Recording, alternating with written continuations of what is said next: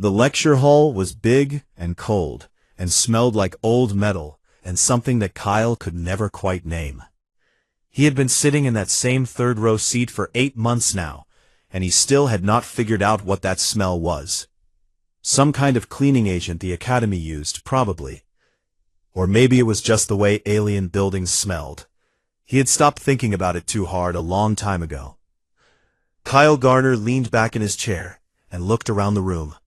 42 students from 11 different species, all of them sitting straight and stiff with their styluses ready.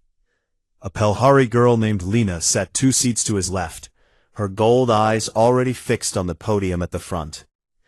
The Brechtali brothers, Dak and Saul, sat at the back like they always did, their crest feathers smooth and alert. A group of Karathi students near the window had their extra arms folded neatly across their laps. Kyle was the only human. He had gotten used to that. Professor Venerok walked in at exactly the right time, the way he always did.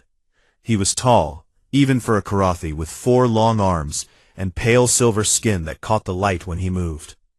He set a small device on the podium and looked out at the room without smiling, because Karathi did not smile the way humans did. But Kyle had learned to read the slight shift in the professor's upper eyes that meant he was pleased with how the room looked. "Today," Venerok said, in his careful gravel-rolling voice, "we are conducting an audio response study." Kyle sat up a little. That was different. Usually the lectures were long and dense and full of charts about hormone cycles and threat response timelines across different species. He did not mind those lectures, actually. He found them interesting, in the way that strange things were often interesting, once you stopped feeling weird about them. But an audio study was something new. Venerok explained the exercise. He was going to play recordings of apex predators from 17 different cataloged worlds. The students were supposed to document their physical responses on their datapads. Heart rate, hormone levels, pupil dilation. He was very clear that honesty was expected. This was a scientific exercise, not a display of bravery. A few students around the room shifted in their seats when he said the word apex predators.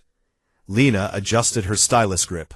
Dak, at the back, had already gone a little still, in the way prey animals went still before a threat arrived. Kyle rested his chin on his hand and waited. Venerok pressed the first key on the audio emitter. The sound that came out was not loud at first. It started low, so low that Kyle felt it more in his chest than heard it with his ears. A deep, rolling rumble that seemed to come from underneath the floor and rise up slowly through the walls. It was the territorial call of a Grendath bull from the swamp moons of Sector 9. Kyle did not know that yet. He would learn it later.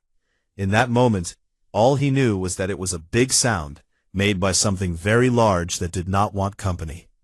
3 students flinched in the first 2 seconds. A small Pelhari boy near the door grabbed the edge of his desk with both hands. Lena went pale. The Brechtali brothers at the back went rigid, their crests flattening against their skulls, in a motion that looked completely automatic. Like they had not decided to do it, their bodies had just done it for them. Kyle tilted his head slightly to the left. The sound reminded him of something. He was not sure what at first. Then it came to him. There was a ridge behind his family's house in Montana, a long, rocky slope covered in pine trees, and on summer evenings, when the wind was right, you could sometimes hear the elk calling from the far meadow. Not exactly like this. The elk sound was thinner, higher, but there was something in the shape of this rumble, the way it started below and rolled upward, that his brain recognized as the same category of thing. Big animal, making noise, claiming space. He wrote on his datapad, low rumble, chest resonance, mild alertness, no fear response. Venerok looked at him for a moment. Then he pressed the second key. This one was different. It started with a high, wet shriek, and then broke into a rapid series of clicking bursts, tight and rhythmic and fast. It filled the room completely. It seemed to come from everywhere at once, bouncing off the walls and the ceiling and the floor, until there was no direction you could turn to get away from it. The room came apart. The Pelhari boy near the door made a sound and stood halfway up from his seat before he caught himself and sat back down, his face going deep red with embarrassment. Lena had pressed herself back in her chair as far as she could go. The karate student 2 rows ahead of Kyle had lowered his head below the level of his desk in a single smooth motion that was clearly not a decision. Dak and Saul at the back had both grabbed the table with both sets of hands and were holding on with white knuckles, their crest feathers completely flat. Kyle made a sound. It was small. It slipped out before he had decided to let it. A short, soft exhale, almost like a breath but with a shape to it. He pressed the back of his hand against his mouth and cleared his throat and looked straight ahead. But Vanarok had heard it. The professor did not stop the session. He played 6 more recordings. A cave predator from Mech 4 that roared in a way that made the walls vibrate slightly.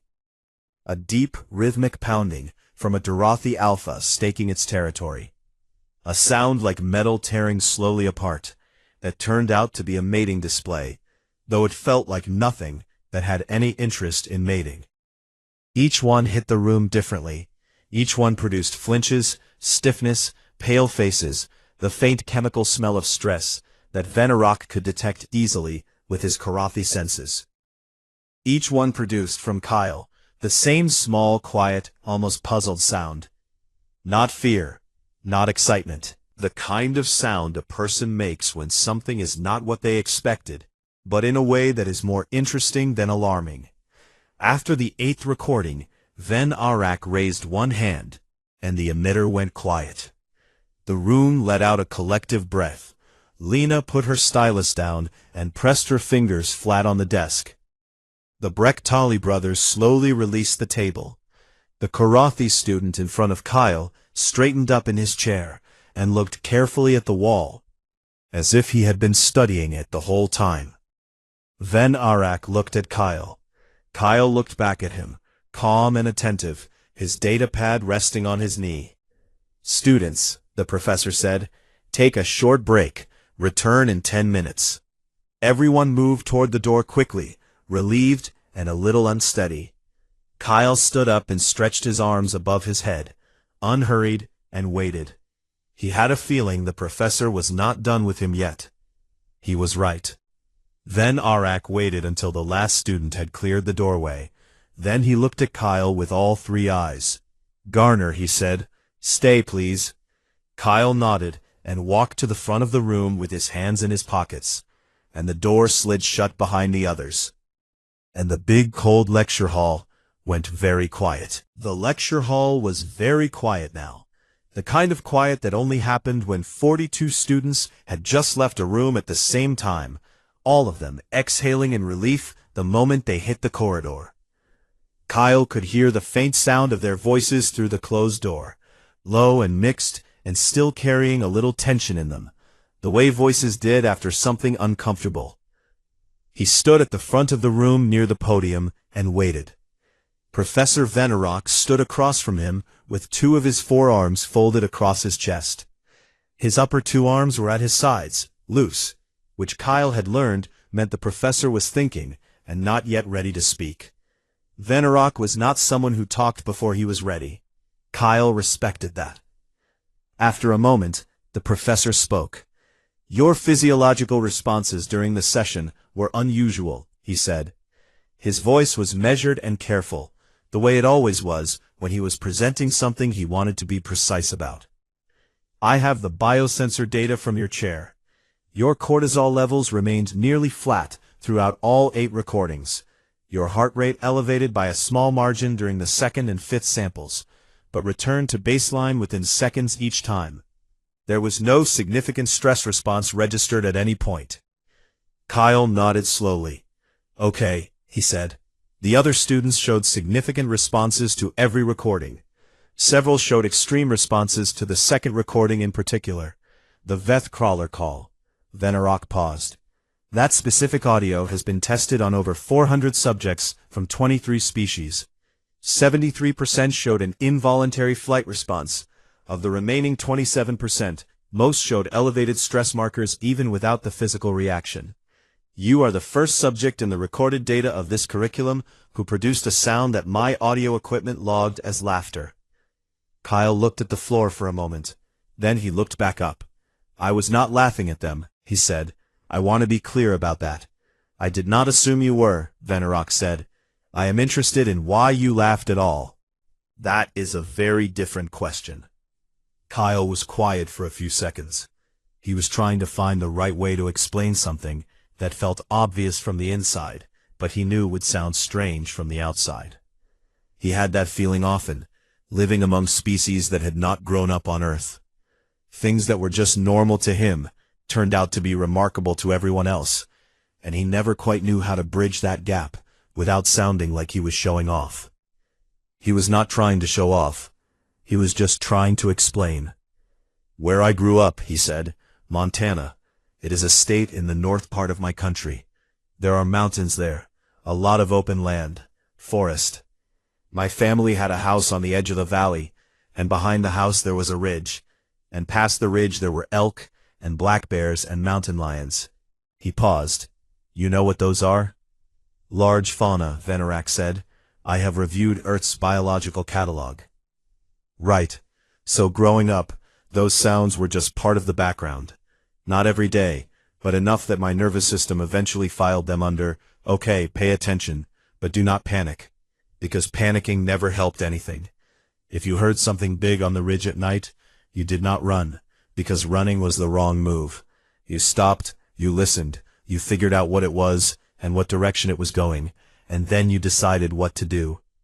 Kyle gestured vaguely toward the audio emitter on the podium.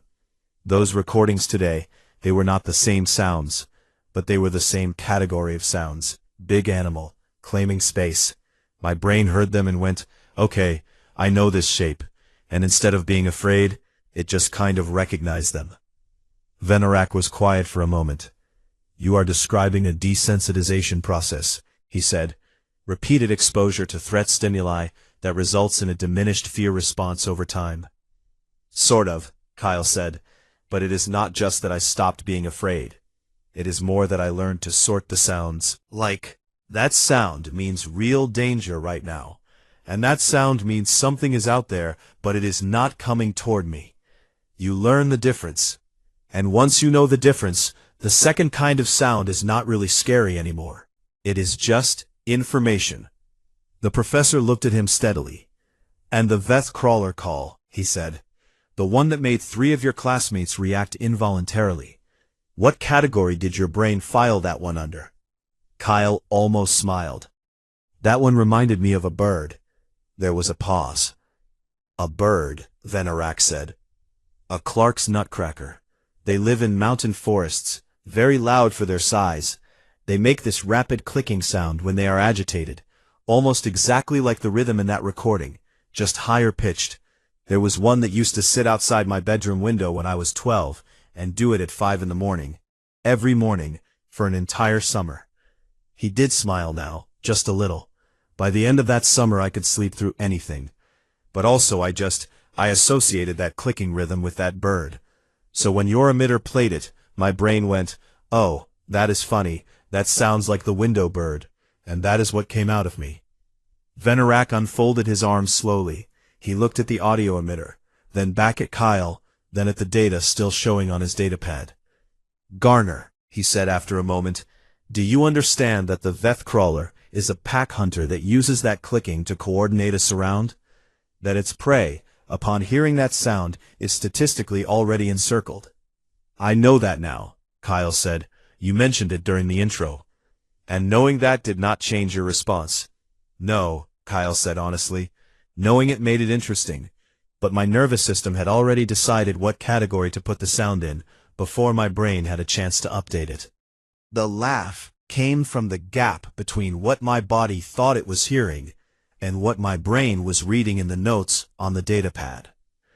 Then Venerak was quiet again. Longer this time. Outside, through the closed door, Kyle could hear the other students still talking in the corridor. One voice was higher than the others, still a little shaky. He recognized it as the Pelhari boy who had nearly stood up from his seat. Kyle did not feel superior about any of this. He had made that clear, and he meant it. He had just grown up somewhere different. That was the whole thing. That was the only thing. "I would like to ask you something," Van Erack said finally. "Go ahead," Kyle said. "This course exists because diplomacy students need to understand threat responses across species. The assumption built into the curriculum is that fear is the primary universal response to predator stimuli. That assumption has held for 19 years. He paused. "You are suggesting by simply sitting in that chair and reacting the way you did, that the assumption is incomplete." Kyle considered that carefully. "I am not saying it is wrong," he said. "Fear is probably the primary response for most species. I get that. I am just one data point. But maybe the curriculum could include something about why the response varies. Because if I can learn to read a threatening sound as just information, then maybe that is a skill that can be taught. Not to remove fear, but to give it a roommate." Van Erack looked at him for a long moment. Then he picked up his datapad and began to write something. Kyle stood quietly and waited, and outside the door the other students' voices were slowly settling, and the big cold lecture hall was still quiet around them both. The dining hall of the Galactic Academy was always loud at dinner. Every species ate at different temperatures and under different lighting preferences, and the hall tried to accommodate all of them at once, which meant that one end of the room was warm and dim, and the other end was cool and bright, and the middle was a kind of pleasant in-between that most students eventually settled into out of convenience. Kyle always sat in the middle. He had long since accepted that he would never find a corner of any room that felt exactly like home, so he had stopped looking for one and just sat where the food was within reach. He was eating something that the Academy kitchen called a grain bowl, which was a generous description, but it was warm and filling, and he had learned not to think too hard about the exact contents.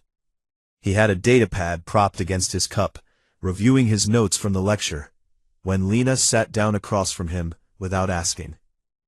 He looked up. She was still a little pale. The gold of her eyes was slightly contracted, which in Pelhari meant residual stress. She set her tray down and looked at him directly, which he had noticed was something she did more than most students. A lot of the alien students at the Academy had a habit of looking slightly to the side of a person's face when talking to them, especially humans. Kyle had asked about it once, and the answer was that direct eye contact with an unknown species carried different meanings depending on where you came from, and most students defaulted to cautious. Lena did not do that. She looked straight at you. He liked that about her. "Is it true," she said without any greeting, "that you were not afraid during the recordings today?" Kyle set his stylus down. "I was not afraid because I am especially brave," he said. "I just want to make that clear first. It is not a courage thing." "Then what kind of thing is it?" He thought about how to explain it for the second time that day. The first time had been for Van Erack, and that conversation had been more clinical. This felt different.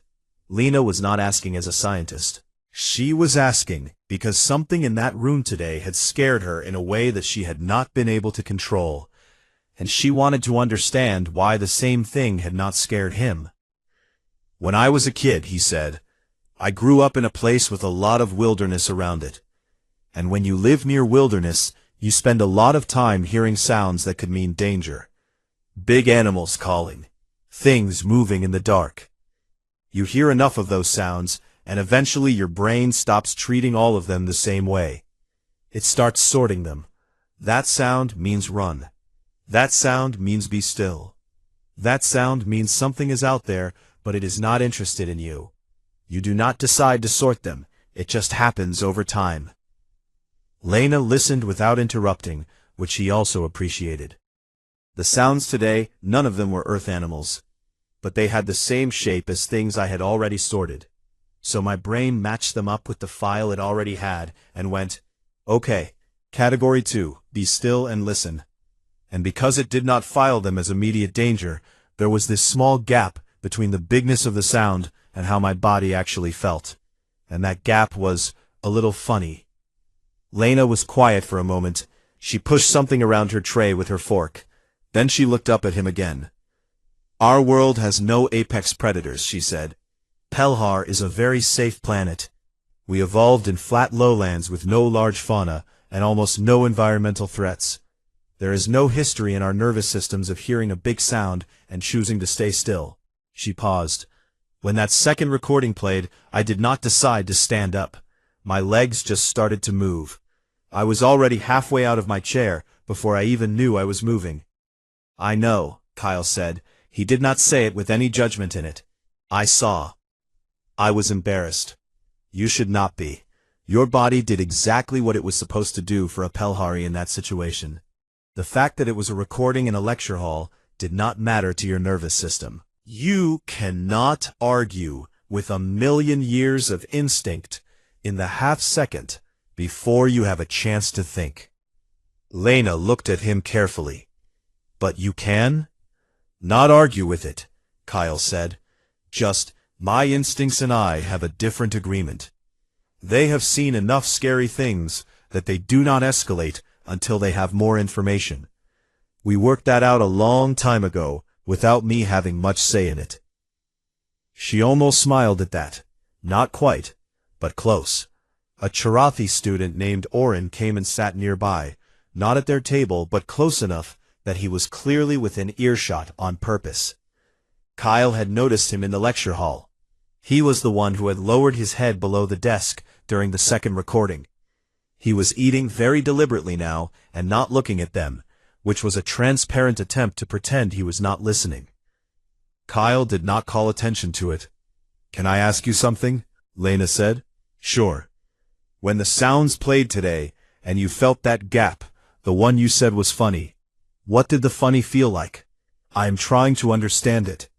We do not have a word in Pelhari for finding something dangerous amusing. The closest we have is a word that means confused relief, like when you think something is wrong and it turns out to be fine. Is it like that? Kyle turned the question over in his mind.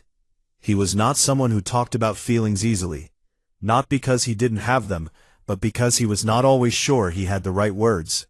He appreciated that she was asking carefully. It is a little like that, he said, but it is more like recognition, like when you have seen something before and it turns out it was just wearing a different costume. You feel like you caught it, like you looked at this big threatening thing and said, I know what you actually are, and it is not as scary as you are pretending to be. Oren, at the nearby table, had stopped eating. He was very still, in a way that was not about the food. Lena sat with that for a moment. Then she said, quietly, I think I would like to feel that someday. You might, Kyle said. It takes time, and a lot of uncomfortable mornings outside. That did make her smile. Small and quick, but real. Behind them, Oren slowly picked up his fork again and began eating in a very normal and unsuspicious way. And Kyle said nothing about it. And the dining hall went on being warm and loud around all of them. 3 days passed. Word moved through the academy the way water moved through cracks in stone. Slowly at first, finding the thin places, then faster once it found a path. By the end of the first day, most of the first-year diplomacy students knew that the human in Venarok's lecture had laughed during the Predator recordings. By the end of the second day, students from other departments had heard about it. By the third morning, Kyle had been stopped twice in the corridor by students he had never spoken to, both of them asking questions that were polite on the surface, but had something else underneath, something that was part curiosity and part something harder to name. He answered the questions honestly and moved on. What he did not know, because he was not in the room when it happened, was that Professor Venarok had spent those 3 days doing something unusual. He had canceled his office hours. He had rescheduled 2 faculty meetings. He had sent a request to the Academy Library for access to 14 research archives on threat response variability across species. and he had been in his office every evening well past the point when the building lights switched to their low night setting. The Academy's administrative assistant, a quiet Brechtali woman named Yael, who had worked in the faculty wing for 11 years, noticed the light under his door on the second night and knocked to offer tea. Venerac had looked up from his desk with the slightly unfocused expression of someone who had been reading for so long that the room had stopped being entirely real. He accepted the tea. He thanked her. Then he said, almost to himself, that he had been teaching the wrong version of the course for 19 years. Yael had set down the tea and left quietly, because she was very good at her job. On the morning of the fourth day, Kyle received a message on his Academy datapad asking him to come to Venerac's office at the third hour. The office was at the far end of the faculty wing, past a long corridor with high windows that let in the pale blue light of the Academy's artificial sky. Kyle arrived at exactly the third hour.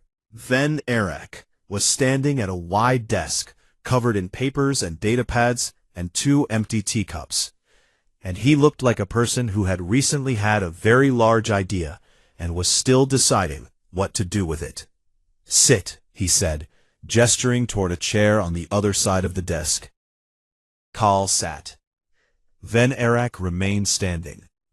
He picked up a stack of papers from the desk and set them down again in a slightly different position, which seemed to be a thinking gesture more than a practical one. "I have been reviewing the comparative data on threat response variation across species," he said. "Specifically, I have been looking at outlier cases, populations or individuals with atypical response profiles." He paused. "Do you know what the research says about humans?" "Probably something interesting," Kyle said. "The research says very little about humans," Venerac said, "because humans have not been studied much in this context. Your species is relatively new to the galactic catalog, and the studies that do exist tend to focus on physical capabilities rather than neurological response patterns." He sat down finally, leaning forward with his forearms on the desk. "But I found 3 papers, old ones, from early contact-era researchers, and all 3 of them noted the same anomaly." "What anomaly?" "Humans are one of the only species in the studied catalog that demonstrates what the researchers called flexible threat classification. Most species have hard-coded responses to certain categories of stimuli: loud sudden sounds, deep low rumbles, rapid irregular movement, darkness with sound. These produce fear responses that are essentially non-negotiable at the neurological level.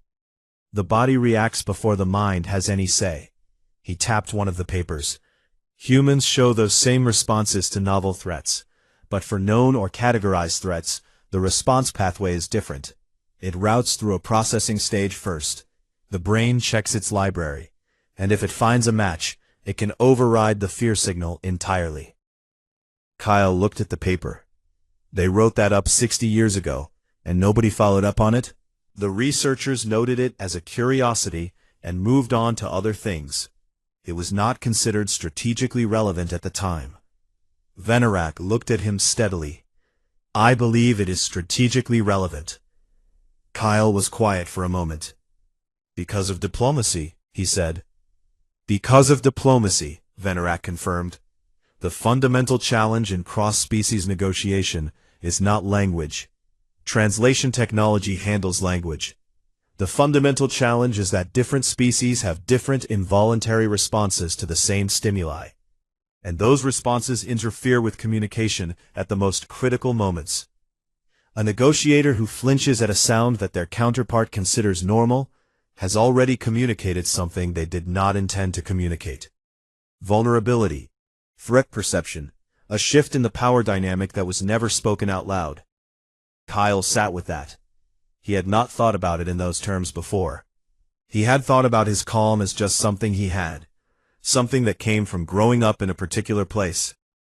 He had not thought about what it might mean in a room with an alien diplomat who was watching everything. "A human negotiator," Venerac continued, "who has been exposed to a wide range of threatening stimuli and has processed them into a classification library. That negotiator does not flinch, does not show vulnerability at the wrong moment, can sit in a room where every other delegate is showing physiological stress and remain still. He paused. That is not a small thing. No, Kyle said slowly. I guess it is not. I am designing the curriculum, Venerak said. I want to add a module on contextual threat calibration. What it is, how it works, why it varies, and most importantly, whether it can be developed intentionally, rather than just through years of incidental exposure. He looked at Kyle carefully. I would like your help with one section of it. Kyle blinked. Me? You are not a researcher. I am not asking you to write theory. I am asking you to describe in plain terms what the experience of learned threat calibration actually feels like from the inside. Because right now I have data and I have hypothesis and I have 19 years of watching students flinch at sounds. What I do not have is a first-person account from someone who does not flinch. Kyle was quiet for a moment. Outside the high window, the artificial sky had shifted to a warmer shade of blue, which meant it was closer to midday. He could hear distant voices from somewhere deeper in the building. I can try, he said. I do not know how useful it will be. Tell me one thing right now, Venerak said. When the first recording played 3 days ago, the Grendath bull call, what did you actually feel? Kyle thought about it honestly. Attention, he said, like a hand on my shoulder saying, listen for a second. Not fear, not danger, just something is here. Give it a moment. He paused. And underneath that, something almost like recognition, like meeting a word in a new language that sounds almost like a word you already know. Venerak wrote that down. He wrote it down carefully, in full, and underlined part of it. Kyle watched him write and did not say anything, and outside the window, the pale blue light held steady, and somewhere in the building, a class was letting out, and the sound of many different kinds of feet moving through a corridor came and went and faded. The new module was called Contextual Threat Calibration, and it appeared in the updated Comparative Predator Biology curriculum 6 weeks after the day Professor Venerak played 8 recordings in a cold lecture hall and watched 41 students flinch while one of them quietly laughed. It was not a long module, 4 sessions, but it was different from anything the Academy had taught before, because it did not start with data. It started with a question. The question was written on the board at the front of the room on the first day of the new session, in plain text with no framing around it. Why do some minds sort threats while other minds only feel them? Venerak let the students sit with that question for a full minute before he spoke. He had found, in the weeks since his conversation with Kyle, that silence was useful in ways he had previously underestimated. He had been a very efficient teacher for 19 years. He covered the material, he answered questions, he kept sessions moving at a pace that he considered respectful of the students' time. What he had not done, he now realized, was give students room to be uncertain out loud. He gave them that room now. A Charathi student named Bren spoke first. He said that he assumed the difference was courage, that some individuals simply had more tolerance for fear than others. Venerak wrote the word courage on the board, and then drew a small circle around it, and then drew a question mark next to the circle. A Pelhari student who was not Lena said that she thought it was familiarity, that you stopped being afraid of things you had seen many times. Venerak wrote familiarity next to courage, and gave it the same circle and question mark. Then Lena spoke. She had clearly been thinking about this for more than just the hour since the session started. She said that she thought the difference was not courage, and not exactly familiarity either, but something more like a conversation between what you had experienced and what you were currently experiencing. That your nervous system could not be reasoned with in the moment, but it could be informed by things that had already happened, and the more it had already processed, the more options it had when something new arrived. The room was quiet after she said that. Venerak did not write it on the board. He just looked at her for a moment and said, "Very good," and moved on. And Lena looked at her datapad and wrote something down herself. Kyle was not in the room for that session. He was in a seminar on interspecies negotiation protocol on the other side of the building. But Venerak had told him about it afterward, in one of the short conversations they had been having every few days in the faculty corridor. And Kyle had listened, and said that sounded about right. And Venerak had said that he thought so too. What Kyle did not know, and what Venerak had not yet found the right moment to tell him, was that the module was not the only thing that had changed. Venerak had submitted a research proposal to the Academy's Academic Council. It was titled Threat Response Variability in Human Diplomacy Students, a Case for Expanded Study. It cited the 3 old papers from the contact era. It cited his own biosensor data from the lecture session. And it cited, with attribution and with Kyle's knowledge and permission, a transcript of their conversation in the front of the lecture hall. The one where Kyle had described sorting sounds, and the gap between how big a threat appeared and how much it actually was, and the moment of recognition that felt a little like catching something that had been wearing a disguise. The council had approved the proposal 2 weeks ago. Funding had been allocated. Venerak was now technically a researcher again for the first time in 11 years. And he was not entirely sure how he felt about that, except that it seemed right. On the last day of the semester, Kyle stopped by the faculty wing on his way out of the building. He had a bag over one shoulder and a travel clearance form in his hand, because he was going home for the break, back to Montana, back to the house at the edge of the valley, with the ridge behind it and the elk in the far meadow. He was looking forward to it, with a quietness that had nothing performative in it. He was just ready to be home. Then Arak's door was open. Kyle knocked on the frame and put his head in. "Heading out," he said.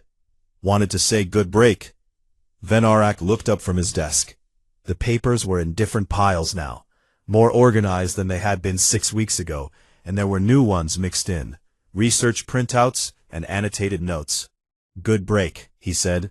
Then, before Kyle could pull back from the doorway, he said, "One thing." Kyle waited. "I have been thinking about something you said. In our first conversation after the lecture, you said you could give fear a roommate." Venerak leaned back in his chair. "I have used that phrase 3 times in the new module, and once in the research proposal. I thought you should know." Kyle looked at him for a moment. Then he smiled. It was not a remarkable smile, not wide or bright, just a genuine one, the kind that meant something had landed correctly. "I did not think that was a very academic way to put it," he said. "It is not," Venerak said. "That's why it works." Kyle laughed, a small real sound, the same shape as the one that had slipped out in the lecture hall 8 weeks ago, and started all of this. He raised one hand in a half-wave and stepped back from the doorway. "I'll see you next term, Professor." "I'll see you next term, Garner." Kyle walked down the long corridor with the high windows. The artificial sky had shifted to the deep amber tone it turned in the late afternoon, and the light came down across the floor in long, pale rectangles that he stepped through, one by one, on his way to the door. He thought about home, about the ridge and the pines and the elk call drifting across the meadow in the early dark, about the window bird and its 5 in the morning clicking, about all the sounds he had grown up hearing that his nervous system had, over years and without any plan, filed away into a library his brain could check before deciding whether to be afraid. He thought about Lena and Oren and the Brechtali brothers holding the table with white knuckles, and the Korathi student who had lowered his head without deciding to. He did not think about any of them with superiority. He thought about them the way you thought about people who were carrying something you did not have to carry, with a kind of quiet wish that someday they would not have to carry it either. He pushed open the door and stepped outside, and the wide campus spread out ahead of him under the amber sky. And somewhere in the distance, something that the Academy kept in its botanical garden made a low sound that might have startled any number of students if they had been nearby. Kyle walked through it without breaking his stride, and in the small part of his mind that noticed sounds and sorted them, it filed cleanly and quickly under a category he had built a long time ago in the mountains of Montana. The one that said, "That is just noise. Keep walking. You are fine." He kept walking,